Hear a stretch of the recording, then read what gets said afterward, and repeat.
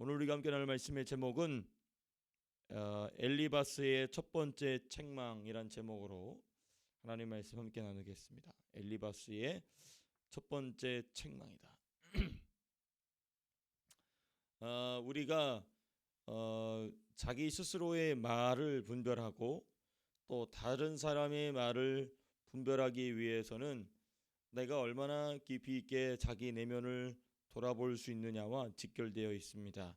그러니까 나를 깊이 들여볼 수 있는 만큼 당연히 자기 말을 돌아볼 수 있고, 나아가 상대방의 말 속에 담겨 있는 그 영적인 상태를 우리는 만질 수가 있죠. 그래서 그 사람이 말하고 있는 말 자체에 내 감정이 흔들리지 않게 되는 것입니다. 근데 오늘 본문을 보게 되면 이 대만 사람 엘리바스의 말에 우리가 6장, 4장, 5장이 지금 엘리바스의 이 첫 번째 발언이거든요.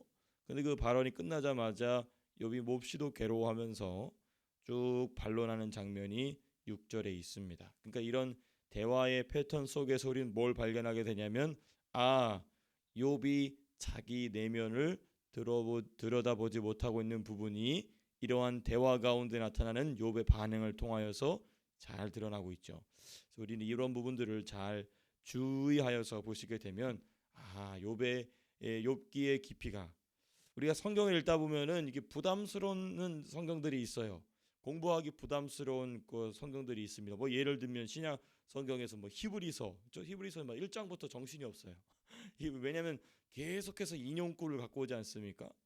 또 계시록 같은 책, 또 구약 성경에서는 욥기 분량이 많지 않습니까? 분량도 많고 시적인 표현이 많이 나오고, 또 이사야서 이런 표현, 이런 성경 공부하려면 부담스럽습니다. 근데 이제 우리가 마음 먹고 이렇게 차분차분히 한 권 한 권씩 우리가 집중해서 말씀을 공부하고 또 살펴보시면서 이게 참 어려운 이유가 있었구나, 들여다 보니까 이게 이렇게 쉬웠구나, 또 이런 진리가 있었구나 하는 깨달음이 우리 저 여러분들 가운데 가득하게 되시기를 바랍니다. 먼저 이 엘리바스의 이 발언에 대해서 우리가 살펴보기 위해서는 두 가지 중요한 서론을 이야기를 해야 됩니다. 먼저 이 욥의 세 친구들의 말을 분석하기 위한 핵심적인 키를 어디서 가져와야 되냐면 욥기 42장 7절에서 가져와야 됩니다. 한번 나중에 찾아보시고요. 제가 읽어드리겠습니다. 욥기 42장 7절에 우리 주님이, 여호와 하나님이 이 엘리바스와 두 친구들에게 하시는 말이에요.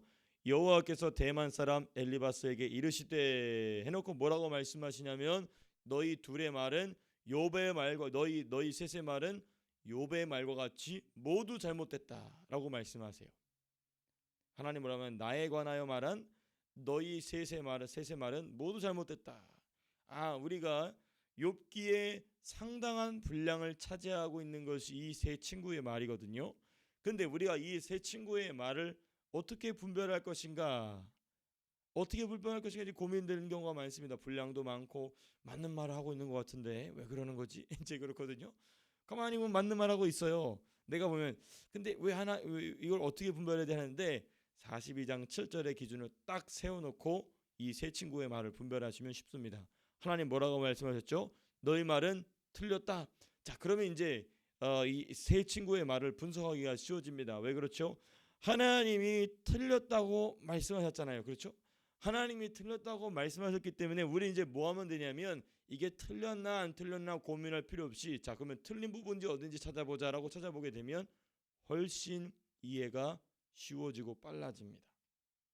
그래서 세 친구의 말을 분석할 때에는 잘못된 말임을 전제하고 살펴봄으로써 우리가 이 욥을 책망할 때 이들이 하는 말이 마치 정말 맞는 말처럼 하고 있는데 이거 헷갈리면 어떡하지? 이런 고민들을 우리가 덜어놓고 우리가 이 엘리바스를 비롯한 나머지 욥의 두 친구의 말을 분별할 수 있다. 두 번째 이 서론 부분은 이 엘리바스가 첫 번째 발언을 하는데, 그게 4장에서부터 5장까지 쭉 이어지면서 상당히 길게 이야기합니다. 근데 이 길게 이야기하는 내용이 전부 뭐냐면 욥을 책망하는 내용이에요. 그래서 제가 오늘 설교 제목도 엘리바스의 첫 번째 책망이라고 했는데, 이 첫 번째 책망이라는 말은 뭐냐면 4장부터 5장까지 있는 엘리바스의 첫 번째 발언 중에서 책망이 5번이 나옵니다. 그 5번의 책망 중에 첫 번째 책망이라는 말씀이에요.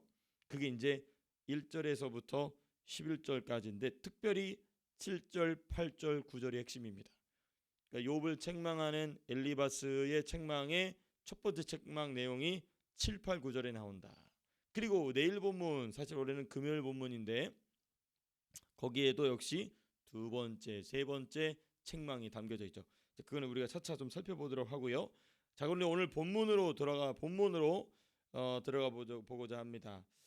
그러면 이 엘리바스의 5가지 책망을 좀 나눠서 좀 말씀을 드리면 총 6부분을 나뉩니다. 먼저 1절 4장 1절에서부터 6절은 욥의 평상시 모습을 엘리바스가 이야기합니다. 그리고 4장 7절에서부터 11절 이제 책망이 나오죠. 첫 번째 책망. 그리고 4장 12절에서부터 21절 두 번째 책망이 나오고, 그리고 5장 1절에서부터 7절 세 번째 책망이 나오고, 그 다음에 5장 8절에서 16절까지 네 번째 책망이 나오고, 그리고 5장 맨 마지막 부분 5장 17절에서부터 27절까지 5번째 책망이 나오게 됩니다. 이게 쭉 이런 구조로 되어 있죠. 자, 이제 오늘 본문을 보게 되는 건, 본문은 그럼 자연스럽게 두 부분으로 나뉘겠죠. 1절에서부터 6절까지 욥의 평상시 모습에 대한 이 엘리바스의 묘사가 나옵니다.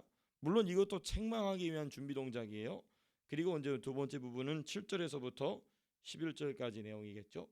자, 그럼 먼저 1절에서부터 6절까지 내용을 좀 살펴보시게 되면 욥의 평상시 모습에 대한 엘리바스의 언급이 나오게 되고, 그 평상시 모습을 가지고 고난 시의 모습을 묘사합니다. 너가 고난을 이렇게 받고 있다. 너 평소엔 이랬는데 너 고난이 오니까 왜 이러고 있냐? 이런 얘기를 지금 이제 1절에서부터 6절까지 쭉 하고 있습니다.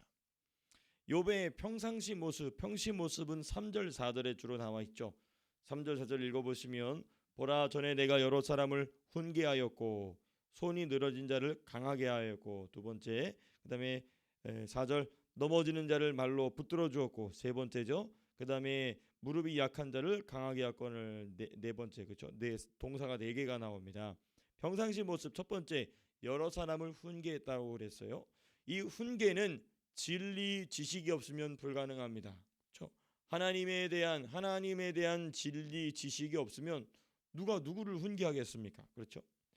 하나님의 진리 지식, 복음의 교훈에 대한 깨달음과 정돈이 깊지가 않으면 남을 훈계하고 가르쳐 줄 수가 없어요. 3절 보니까 여러 사람을 훈계했다고 그랬거든요. 그러니까 한두 사람을 욥이 가르쳐준 정도가 아니고 상당히 많은 숫자의 사람에게 하나님이 어떤 분이신지를 가르쳤다. 그러니까 이게 참 신비한 일입니다. 성문법의 시대가 아닙니다. 그렇죠? 글로써 하나님에 대한 진리가, 율법이 기록된 시대가 아니에요. 그럼에도 불구하고 생명계대 안에서 계승되고 있는 중요한 하나님에 대한 지식, 그리고 하나님에 대한 지식을 통하여 사람에 대한 지식, 칼빈이 얘기한 것처럼 이 두 가지를 가지고 이 욥은 철저히 사람들을 가르쳐주고 섬겼었다. 두 번째, 손이 늘어진 자를 강하게 했다. 욥의 손이 늘어진 자를 강하게 하였다. 이 말은 뭐냐면 욥의 말에는 힘이 있었다는 거예요. 그렇죠? 손이 늘어진 자를 강하게 했다. 영어 보면 have strengthened라고 돼 있어요. 그렇죠? 힘을 강하게 했다. 그 손에 힘을 강하게, 연약한 손을 강하게 해 주었다. 이게 뭐냐면 욥의 말에는 힘이 있다는 것입니다. 그 말을 듣는 자로 하여금 새 힘을 얻게 했다는 거예요. 그 영적인 힘이죠. 영적인 권위. 영적인 권위가 없으면 그 사람의 말이 아무리 미사여구가 많고 아무리 탁월한 성경 지식이 잘잘 나와도 아무짝에 필요가 없습니다. 그러나 한마디 말에 영적인 영감, 영적인 권위, 영권이 실려 나가면 그 상대방이 듣는 사람을 새 힘을 얻죠. 또 듣고 싶고 너무 좋고, 그렇죠? 세 번째 보시면 넘어진 자를 붙들어 줬다라고 돼 있어요. 넘어졌다는 것은 이 범죄했다라는 의미입니다. 스텀블해서 넘어졌다. 이게 뭐냐면 이 범죄했다는 것인데 욥은 즉 성문법이 없이도 기록된 율법이 없이도 하나님 율법이 없는 시대에 율법이 없는 시대이기 때문에 율법이 없이도라고 제가 말씀드린 것입니다. 하나님의 율법이 없는 시대임에도 불구하고 하나님 앞에서 죄의 문제를 해결할 방법이 무엇인지를 가르쳐 줍니다. 그 뭐죠? 이 아벨의 때부터 계속해서 이어지고 있는 하나님께 드리는 제사를 통하여서 제사를 통하여서 하나님의 앞에 죄를 어떻게 회개해야 될지 너의 죄를 하나님 앞에 어떻게 고백해야 될지를 가르쳐 줬다.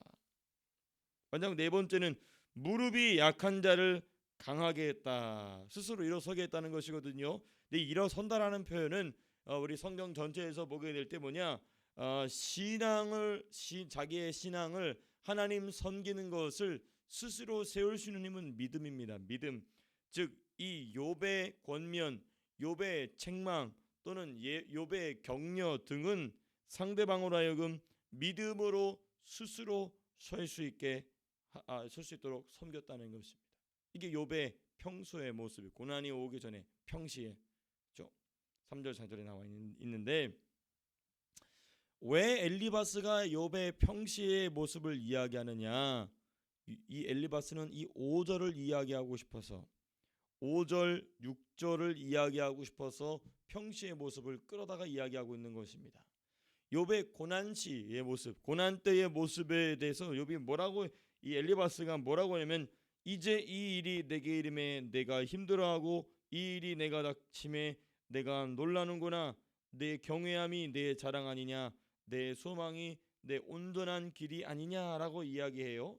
이 말은 뭐냐면 욥은 그의 말처럼 힘들어하고 놀라고 있지만 그의 말이 몹시도 매정한 것, 이 엘리바스의 말이 매우 매정한 것은 3절 4절의 욥의 평상시의 모습과 극적으로 대조시키고 있기 때문에 그렇습니다.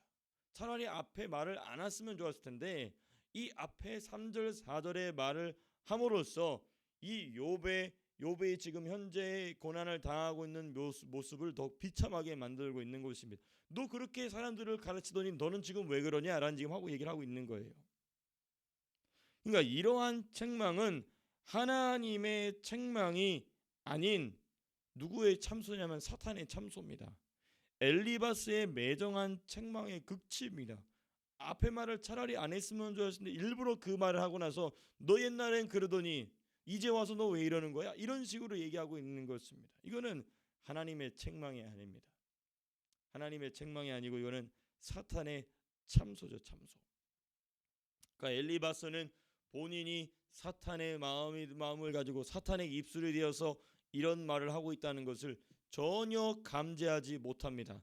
그래서 이 문제가 얼마나 심각했는지 욥이 그들을 위해서 대신 기도해주고 욥이 그들을 위해서 대신 제사해주지 못하면 그 문제가 해결되지 않을 정도로 이렇게 깊이 있게 사단에게 사로잡힌 모습을 우리는 이 엘리바스와 나머지 두 친구를 통하여 보게 되는 것이죠. 자, 그리고 나서 이제 본격적으로 엘리바스의 첫 번째 책망이 7절에서부터 11절까지 쭉 기록이 되어 있습니다. 먼저 우리는 이제 7절, 8절, 9절을 중심으로 이 엘리바스가 도대체 무엇이라 욥을 책망하고 있는가를 좀 봐야 됩니다. 7절, 8절, 9절을 보시게 되면 엘리바스 먼저 첫 번째입니다. 먼저 엘리바스는 욥이 망한 자다라고 얘기하고 있어요. 7절 보면 보라 죄 없이 망한 자가 누구인가? 욥이 망했다는 겁니다. 욥을 망한 자요. 그 다음에 7절 마지막에 보니까 끊어진 자요. 그렇죠? 정직한 자의 끊어지면 너는 정직하지 못함으로 끊어졌다는 얘기를 하고 있는 겁니다. 그 다음에 9절 보시면 다 하나님의 입의 기운에 멸망. 넌 멸망한 자다. 세 번째죠. 그 다음 네 번째 뭐냐면 하나님 앞에 사라질 자다. 그의 콧김에 다 사라지느니라라고 돼 있어요. 그러니까 이 엘리바스의 말이 얼마나 매정한지 동시에 그가 얼마나 무지한 상태로 욥을 책망하고 있는지를 보여줍니다. 그러니까 이 엘리바스는 자기가 눈에 보고 있는 욥의 처지와 그리고 욥이 우리 몇 장이었죠? 이 3장에서 이야기한 그 괴로움에 대한 얘기를 듣고 뭐라고 얘기하냐면 얘는 하나님 앞에 망한 자가 됐구나. 이 욥은 하나님 앞에 망한 사람이 되었구나라고 얘기하는 것입니다. 그런데 우리가 이 욥기 전체를 특별히 1장, 2장부터 살펴보면 아시겠지만 하나님이 욥을 완전히 버리신 것으로 책망하는 것은 그가 눈으로 본 현상에 근거한 것입니다. 하나님은 욥을 버리시기 위해서 고난을 베푸신 게 전혀 아니죠. 조금도 아니죠. 이 엘리바스의 말은 맞는 말처럼 들리지만 하나도 맞는 말이 없습니다. 그렇죠. 원론적으로는 맞는 말이 원론적으로는 죄 없이 망한 자가 누구고 정직한 자가 당연히 끊어지고 그리고 입의 기운에 그런 사람들은 멸망하고 하나님의 콧김에 다 사라지지만 표면적으로는 맞는 말이에요. 그러나 이 엘리바스의 입에서 나온 이 말 자체, 이 엘리바스의 착각으로부터 나온 이 말 자체는 전혀 맞지 않은 말이라는 것입니다. 눈에 보이는 것을 그대로 책망할 수 있을 때는 언제나 무엇이 필요하냐면 계시가 있어야 됩니다. 계시. 구약 성경을 보십시오. 이스라엘 선지자들이 이스라엘을 아주 강력하게 책망할 때는 항상 무엇이 있습니까? 계시가 있어요. 제가 지금 계시라는 좀 어려운 표현을 사용했지만은 쉽게 표현하면 이겁니다. 누구누구에게 아들 누구에게 여호와의 말씀이 임하니라 가라사대 이르시되, 이겁니다. 여호와의 말씀이 항상 와서 있어야 눈에 보이는 현상을 가지고 책망할 수 있는 것이죠. 그런데 이 엘리바스는 그것도 없이 지금 눈에 보이는 현상을 가지고 책망하고 있는 것입니다. 즉 엘리바스는 욥에 대한 하나님의 계시도 없이, 이 일이 왜 일어나는지에 대한 계시도 없이 이 엘리바스를 책망하고 있는 것이죠. 누구의 참소를 가지고, 마귀의 사단의 참소를 가지고 이 욥을 책망하고 있는 것입니다. 그 다음에 이제 두 번째 부분입니다. 엘리바스는 욥이 당하는 고난의 원인이 죄라고 확신하고 있습니다. 7절 보시면 생각하여 보라, 죄 없이 망한 자가 누구인가. 너 죄가 있다는 거예요. 또 두 번째 8절 보시게 되면 7절에 하나 더 있죠. 정직한 자의 끊어짐이 어디냐. 그러니까 너는 정직하지 못했다는 겁니다. 세 번째 8절 보면 이렇게 돼 있어요. 악을 밭갈고 독을 뿌렸다. 그러니까 지금 내가 보건대 악을 밭갈고 독을 뿌리는 자는 그대로 거느나니 하나님의 입기운의 멸망에 멸망하고. 그래서 지금 욥이 뭐 했다는 겁니까? 욥이 악으로 밭을 갈았다는 겁니다. 욥이 독을 뿌렸다는 것입니다. 악독을 뿌렸다. 악으로 밭을 갈고 독을 뿌렸다 라고 지금 이 엘리바스는 눈에 보이는 욥의 현상을 가지고 욥의 죄까지 짐작하여 이야기하고 있는 것입니다. 그러나 우리는 본문 1장과 2장에 살펴본 것처럼 욥은 엘리바스가 지적하는 것과 같은 죄를 범한 적이 없어요. 그렇죠? 오히려 하나님 앞에 신실한 태도를 가지고 하나님을 섬겼죠. 더욱이 엘리바스는 욥의 죄를 지적할 위치도 아니었고 자격도 없었고 실력도 없었다. 이 세 가지입니다. 욥의 죄를 지적할 위치나 자격이나 실력도 없는 자였다. 네. 반면에 이거 뭐지 욥기 후반부의 얘기지만 반면에 욥은 하나님 앞에 고난을 당하고 있었음에도 불구하고 세 친구에게 너는 죄인이다라고 책망을 받고 있었음에도 불구하고 욥은 그들의 잘못을 지적할 위치와 자격과 실력을 갖추고 있었다. 비록 고난 중에 있었다 할지라도 그것을 누가 인정하시죠? 하나님이 인정하시죠. 너희에 대한 욥의 모든 말이 옳도다. 그러니까 우리가 누군가를 책망하고 이럴 때는 하나님의 계시도 있어야 되지만은 또 무엇도 있어야 되냐면은 하나님이 주시는 위치와 자격과 실력이 없으면 책망해서는 안 됩니다. 이 실수가 일어날 수 있기 때문에 그런 것이죠.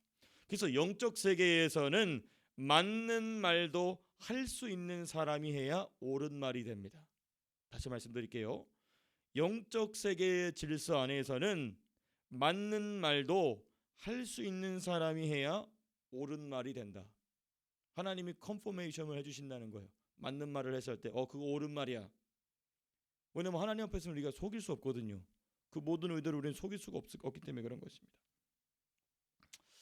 그래서 하나님이 이 욥에게 고난을 주신 이유는 제가 반복해서 말씀드립니다만은 네 가지 정도 이렇게 정dom이 이것입니다. 첫 번째, 욥의 죄, 욥의 허점, 욥의 약점을 드러나게 하신다. 그러나 엘리바스가 말한 죄는 아니라는 거예요. 엘리바스가 눈에 딱 보자마자 알 수 있는 죄를 얘기하는 게 아닙니다. 하나님만이 아실 수 있는, 심지어 욥 자기 자신도 깨닫지 못하고 있는 것을 깨닫게 하시기 위한, 맞아요, 죄로 말미암는 거 맞지만 엘리바스가 말한 죄는 아니었다. 엘리바스가 생각하고 있는 죄는 아니다. 엘리바스가 한눈에 보고 알 수 있는 죄는 아니었다. 두 번째, 욥을 성장하게 하시기 위하여서 고난을 주신 것. 세 번째, 사탄에게 욥의 신앙을 자랑하기 위해서. 그렇죠? 네 번째, 세 친구를 책망하고 돌이키게 하시기 위해서라는 것입니다. 자, 우리가 말씀을 맺으면서 좀 생각해 봐야 될 부분이 있습니다. 뭐냐면 이 욥의 3장의 욥의 쭉 말을, 이 욥의 이 고백이 그 괴로움에 하는 말이 쭉 나오지 않습니까? 그런데 누가 반응을 일으키고 있느냐가 참 중요해요. 욥의 말에 누가 반응을 일으키고 있느냐? 엘리바스를 비롯한 욥의 세 친구가 반응을 일으킵니다. 특별히 이 세 친구들은 지금 누가 그들의 입술을 주장하고 있냐면 원수가, 마귀가, 사단이 주장하고 있어요. 그러니까 이 욥의 말 자체가 하나님의 영이 일하시고 반응하는 말이 아니었다라는 것을 우리는 좀 깊이 있게 살펴볼 필요가 있습니다. 이 욥의 세 친구가 계속해서 이 욥의 말을 책잡고 책망해요. 왜 그럴까? 왜 그러느냐?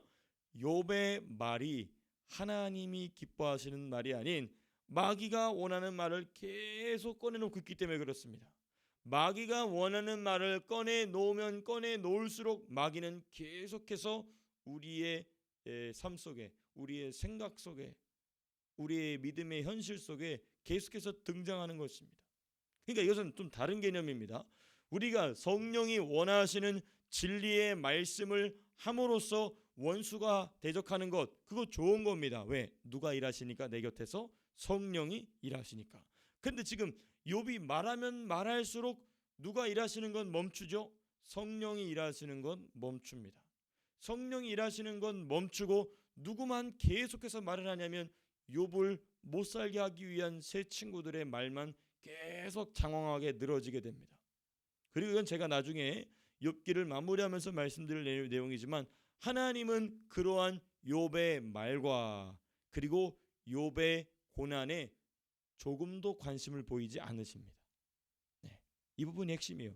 하나님은 욥의 고난과 욥이 한 모든 말에 하나님이 일체 관심을 안 보이십니다.